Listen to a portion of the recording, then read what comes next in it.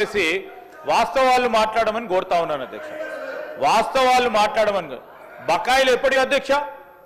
వారి ప్రభుత్వ హయాంలో ఉన్న బకాయిలు అధ్యక్ష. ఇది సంవత్సర కాలంలో ఉన్న బకాయిలు కావు.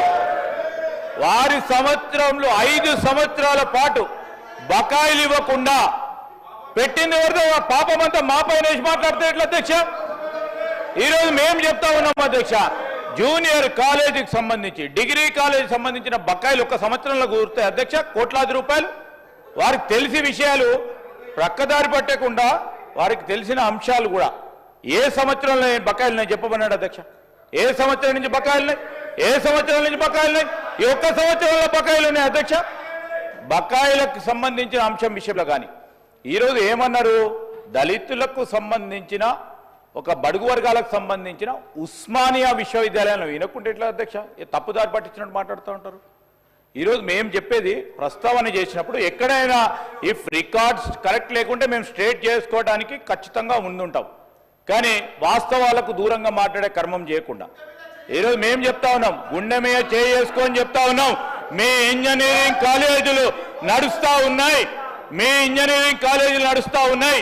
ప్రభుత్వ పరంగా నడిచే ఇంజనీరింగ్ కళాశాలలు మీతో పాటు ఈక్వల్ స్టాండర్డ్స్ తో నడపాలనే ఉద్దేశంతో నడుపుతా ఉన్నాం.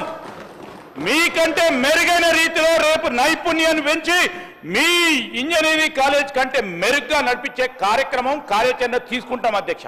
వి will take you as our competition.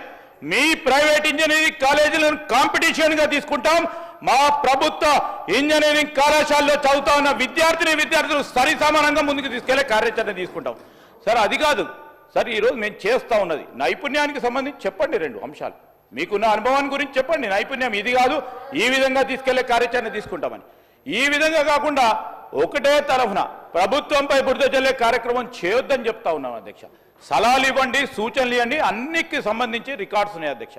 14 నెలల నుంచి వీలున్నంత వరకు బకాయిలు చెల్లించే కార్యక్రమం కానీ వారు పెట్టిన అనేక సందర్భాల్లో పెట్టిన బకాయిలు కానీ ఈరోజు ఆఖరికి చెప్తామా దామోదర్ రాజనరసింహ గారు ఆరోగ్యశ్రీ పరంగా ఉన్న బకాయిలను కూడా పూర్తి స్థాయిలో బకాయిలు ఈరోజు సంవత్సరంలో వచ్చింది కాదు. సో ఇవన్నీ పేరుకపై ఉన్నాయి అధ్యక్ష. ఒకటి తర్వాత ఒకటి ఒక ప్రణాళికబద్ధమైన ఫిస్కల్ డిసిప్లిన్ తీసుకొచ్చి చేసే ప్రయత్నంలో ముందుకు సాగుతున్నాం. ఇది కాదు మీరు ఈ విధంగా చేయండి, గొప్ప అనుభవం ఉంది, 10 సంవత్సరాలు వారు ప్రభుత్వంలో ఉన్నారు, ఆ విధంగా చేయమని చెప్పండి సార్. చేసే దానికి మేము పెద్ద హృదయంతో ముందుకు కూడా వెళ్తాం. అధ్యక్ష, వారు శ్రీధర్ బాబు గారు సంతోషం వారు అడిగినారు డీటెయిల్స్గా ఏ సంవత్సరంలో ఎంత ఉందని చెప్పేసి.